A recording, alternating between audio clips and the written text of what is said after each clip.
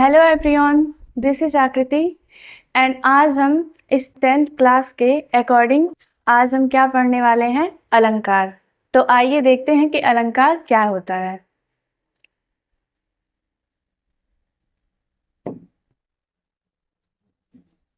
अलंकार अलंकार दो शब्दों से मिलके बना होता है। किससे? दो शब्दों से मिलके बना होता है। यानी अलंकार दो शब्दों से मिलके बना होता है, अलम और धन कार।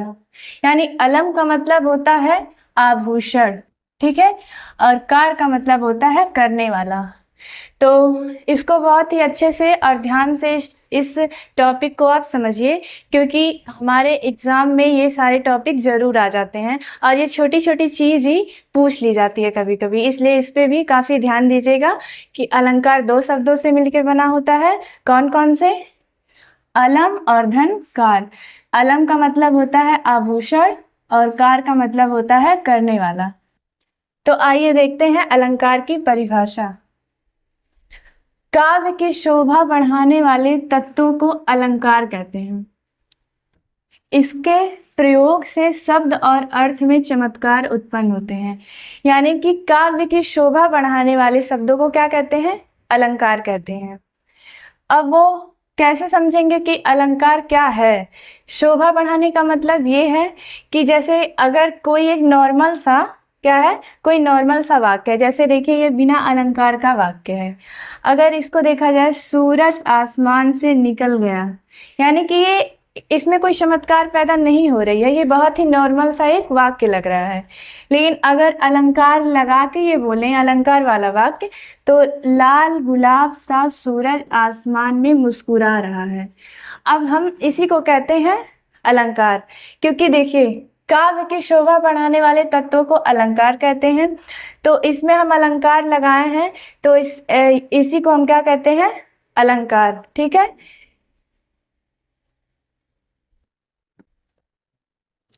अब देखते हैं अलंकार के भेद, यानी अलंकार के भेद कितने होते हैं, ठीक है। अलंकार के दो भेद होते हैं। कितने? दो भेद होते हैं। पहला शब्दालंकार, दूसरा अर्थालंकार, ठीक है। यानी कि शब्दालंकार किसे कहते हैं और अर्थालंकार मतलब जिस वाक्य में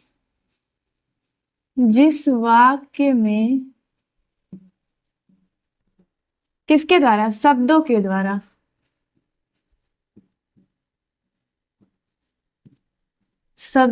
द्वारा चमत्कार पैदा होता है।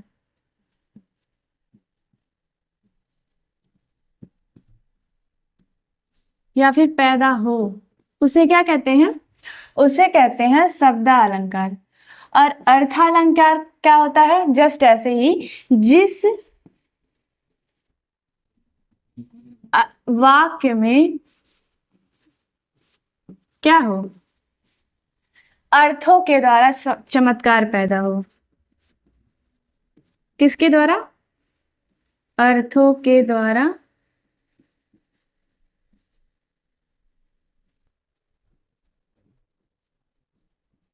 चमत्कार पैदा हो। एक सेकंड, गलत हो गया है।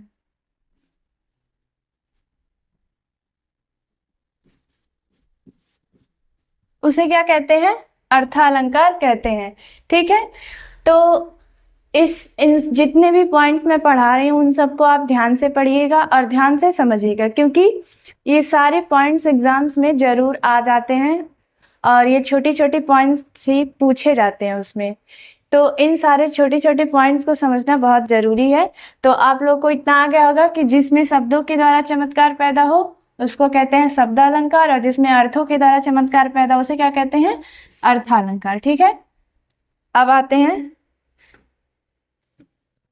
तो जैसे कि हम लोगों ने ये तो जान लिया कि अलंकार के दो भेद होते हैं। कौन कौन से? शब्दालंकार और अर्थालंकार, ठीक। जहां शब्दों के द्वारा चमत्कार पैदा हो उसे शब्दालंकार कहते हैं, और जहां अर्थों के द्वारा चमत्कार पैदा हो उसे अर्थालंकार कहते हैं। तो ये जो शब्दालंकार होता है, इसमें इसके जो टाइप्स है, अनुप्रास आता है, यमक आता है, श्लेष आता है, और इसमें क्या आता है? अर्थालंकार में उपमा अलंकार, रूपक अलंकार, उत्प्रेक्षा अलंकार, अतिशयोक्ति और ये मानवीकरण, ठीक है, ये सब अर्थालंकार में आते हैं। लेकिन हम लोग क्लास 10th के सिलेबस के अकॉर्डिंग देखेंगे कि हमें कौन कौन से पढ़ने हैं, ठीक है। तो हमें इसमें पढ़ना कौन सा है, हमें पढ़ना है रूपक अलंकार, उपमा अलंकार और उत्प्रेक्षा अलंकार। बाकी ये सब क्या करना है, नहीं पढ़ना है, हमें नहीं पढ़ना है। तो हमें कौन कौन सा पढ़ना है, उपमा अलंकार, रूपक अलंकार और उत्प्रेक्षा अलंकार। तो आइए देखते हैं कि उपमा अलंकार क्या होता है।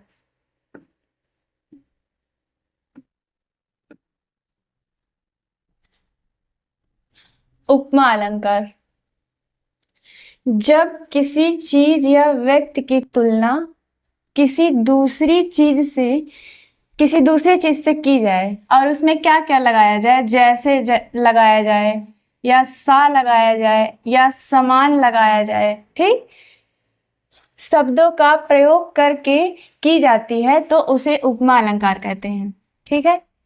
मतलब जिस भी वाक्य में, ठीक है, जहां भी अगर ये ऐसी हमको ये दिखे जिस भी वाक्य में कि उसमें क्या लगा हो, जैसे लगा हो, सा लगा हो या समान लगा हो या के समान लगा हो, उन शब्दों का अगर इसमें प्रयोग हुआ हो तो उसको क्या कहते हैं, उपमा अलंकार, ठीक है।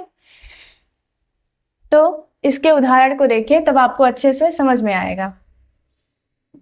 उसका चेहरा चांद जैसा है, ठीक है। तो हम कैसे जानेंगे कि ये उपमा अलंकार है। अब यहाँ पे आपको दिख रहा है कि यहाँ पे जैसा लगा है, सा लगा है, समान लगा है या फिर के समान है, ठीक है। तो जहाँ भी ये सारी मतलब इसको क्या बोलते हैं, इन सबको बोलते हैं वाचक शब्द। कौन सा, वाचक शब्द। तो जहां भी जिस भी वाक्य में आपको जैसे, सा और समान या फिर के समान, इस वाक्य को अगर आप देख रहे हैं तो इस वाचक शब्द को अगर आप देख रहे हैं तो इसका मतलब है कि वो कौन सा अलंकार है, उपमा अलंकार है। और यहाँ पे भी क्या है, उपमा अलंकार, क्योंकि इसमें जैसा लगा हुआ है, जैसा कि वहां पे आप इसको देख रहे हैं, ठीक है। और दूसरा देखिए, यहाँ पे देखिए इसका ये बताया है कि यहाँ चेहरे की तुलना चांद से यानी जैसा शब्द के साथ की गई है। अभी मैंने आपको बताया कि जहाँ भी जिस भी वाक्य में आपको जैसा, सा या समान या फिर के समान, ये सारी वाचक शब्द आपको अगर दिख रही है किसी भी वाक्य में और पूछ रहा है कि ये कौन सा अलंकार है, मतलब आपको सीधा बस यही देख के आप अनुमान लगा लेंगे और डेफिनेटली उसका वो राइट ही होगा। उसका मतलब ये है कि जहां भी जैसा और ये सब लगा है तो ये कौन सा अलंकार है, ये है उपमा अलंकार। कौन सा, उपमा अलंकार, ठीक।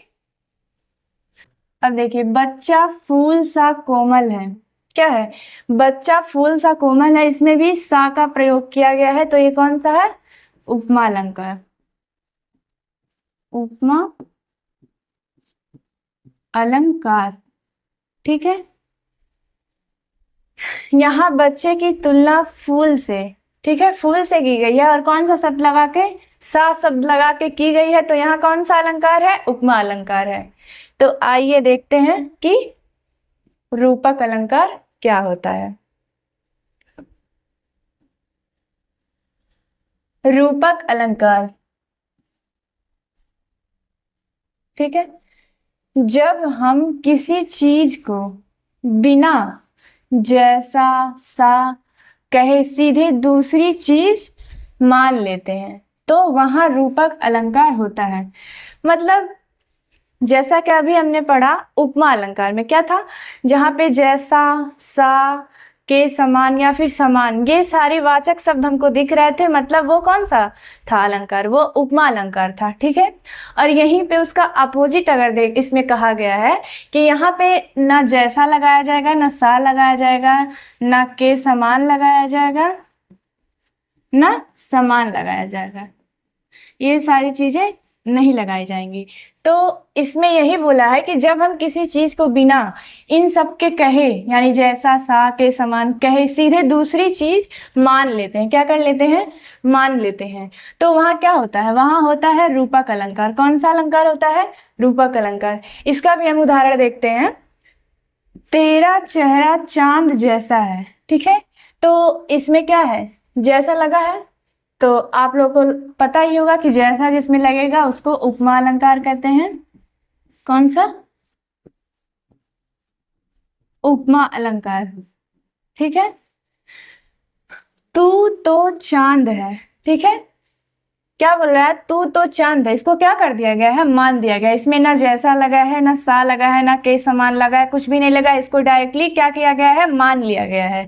तो ये कौन सा अलंकार है, ये है रूपक अलंकार, ठीक है। अब आते हैं उत्प्रेक्षा अलंकार पे। तो देखते हैं कि उत्प्रेक्षा अलंकार क्या होता है, ठीक है। आते हैं उत्प्रेक्षा अलंकार पे और देखते हैं कि उत्प्रेक्षा अलंकार क्या होता है। उत्प्रेक्षा अलंकार जब किसी वस्तु या व्यक्ति की संभावना या कल्पना, क्या किया जाए, जब किसी व्यक्ति या वस्तु की जब किसी वस्तु या व्यक्ति की संभावना या कल्पना, कल्पना कहो या संभावना कहो, ठीक है, इस तरह से की जाए कि यह उसके जैसा हो सकता है।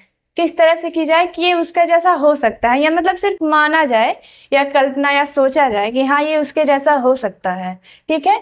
और वाक्य में जैसे मैंने बताया आपको, उपमा अलंकार का वाचक शब्द, वैसे ही इसका भी वाचक शब्द होता है। और वाक्य में क्या लगा हो, मानो लगा हो, जैसे कि लगा हो, होगा, समझो, ठीक है। ये सारे शब्द अगर लगे हुए हैं तो क्या बोलते हैं, अगर ये सारे शब्द आए हों या फिर लगे हों, जो भी बोले, तो उसको बोलते हैं उत्प्रेक्षा अलंकार, ठीक है। लेकिन जरूरी नहीं है, इसमें और भी सारे शब्द हैं जो कि अवाचक शब्द में आते हैं, और आए मैं बता रही हूँ कौन कौन से आते हैं। इसके अलावा भी जैसे मानो, मनु, मनहु, जानो, जनु,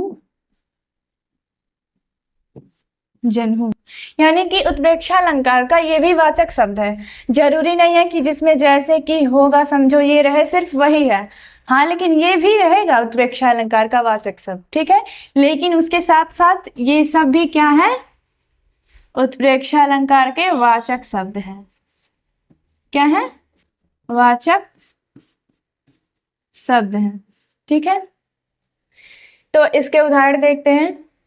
बालक मानो फूल ही है, ठीक है, यानी कि इसे भी माना जा रहा है और इसमें भी वाचक शब्द दिख रहा है हमको, तो ये उत्प्रेक्षा अलंकार है कि नहीं, डेफिनेटली है, उत्प्रेक्षा अलंकार है।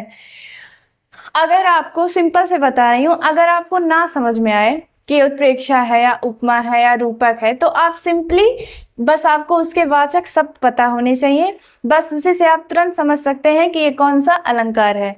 जैसे कि आपको क्या समझना है कि इसमें मानो लगता है, जैसे कि लगता है, होगा, समझो, या फिर मानो, मनो, मनहु, जानो, जनो, जनहु, ये सारे शब्द आते हैं। तो ये कौन सा अलंकार होगा, ये होगा उत्प्रेक्षा अलंकार, ठीक है। और इसके भी देखिए, उसकी आंखें मानो कमल हो, मतलब इसे भी माना ही गया है और इसमें भी वाचक शब्द आया है, क्या, मानो।